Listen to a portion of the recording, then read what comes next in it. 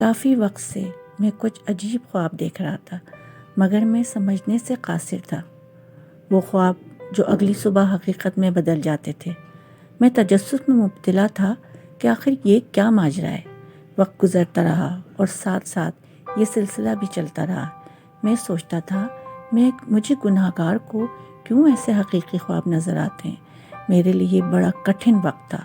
میں ایک غافل، بے نمازی، بے شعور گناہ گار بندہ تھا جس نے قرآن کی تعلیمات تک حاصل نہ کی تھی۔ میری عمر اس وقت 17-18 برس کے درمیان تھی۔ اسی خوابی سلسلے کے دوران خوابوں نے اپنا رخ بدلا۔ ایک شب میں دیکھتا ہوں کہ میں کسی بڑے ہاسپٹل میں بس بستر مرگ پر ہوں۔ میرے آس پاس میرے گھر والے اور باقی رشتہ دار بھی موجود ہیں۔ ڈاکٹر میرے معائنے کے لیے آتا ہے اور بتاتا ہے کہ اب وقت ختم ہو چکا، چند لمحے بعد روح پرواز کر جائے گی۔ یہ سن کر سب رونے لگتے ہیں، مگر میں مطمئن تھا کہ جانا تو سب کو ہے۔ لیکن اچانک مجھے بیڈ کے نیچے سے آگ سی محسوس ہوتی ہے جو کسی اور کو نظر نہیں آ رہی۔ میری کمر جلنے لگتی ہے۔ پھر غیب سے آواز آتی ہے کہ یہ جہنم کی آگ ہے، تو میں رونے لگ جاتا ہوں کہ میں نے ساری زندگی غفلت میں گزار دی، نماز تک نہ پڑھی، اب کیا ہوگا میرا۔ اتنے میں مجھے خیال آتا ہے کہ جتنا وقت ہے نماز ادا کر لوں، تو میں ہسپتال سے مسجد کی طرف چل پڑتا ہوں۔ میں ایک چھوٹی مسجد پہنچتا ہوں جو میرے گھر سے قریب ہے۔ وہاں پہلے سے جماعت ہو رہی ہوتی ہے۔ میں اندر جانا چاہتا ہوں مگر راستہ بند ہوتا ہے۔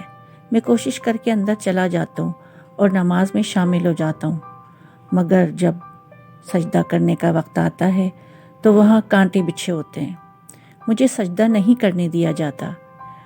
اس خواب نے مجھے بہت پریشان کیا، مگر میں ناقص العقل کچھ سمجھ نہ سکا۔ پھر کچھ عرصے بعد میں ایک اور خواب دیکھتا ہوں کہ میں قبر میں موجود ہوں اور فرشتے مجھ سے سوال کر رہے ہیں، اور وہ سب سے پہلے سوال کرتے ہیں کہ جوانی کیسے گزاری۔ پھر خواب ختم ہو جاتا ہے۔ یہ خواب مجھے خوفزدہ کر گیا۔ میں نے کچھ دن نماز پڑھی مگر پھر چھوڑ دی۔ میں آہستہ آہستہ غفلت کی نیند میں چلا جا رہا تھا، مگر دوسری طرف مسلسل مجھے خواب آ رہے تھے۔ پھر کچھ عرصے بعد مجھے غیب سے آواز سنائی دی، نماز قائم کرو۔ میں پھر بھی غفلت کی نیند سوتا رہا، یہاں تک کہ اذان کے وقت میری آنکھ کھل جایا کرتی، مگر مجھ سے ذرا سی زحمت گوارا نہ ہوتی۔ پھر یہ سلسلہ رک گیا۔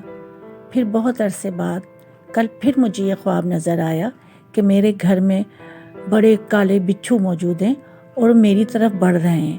میں ان سے بچنا چاہتا ہوں مگر وہ اور بڑھ جاتے ہیں اور دوسرے حشرات الارض بھی آ جاتے ہیں۔ میری آنکھ کھل جاتی ہے۔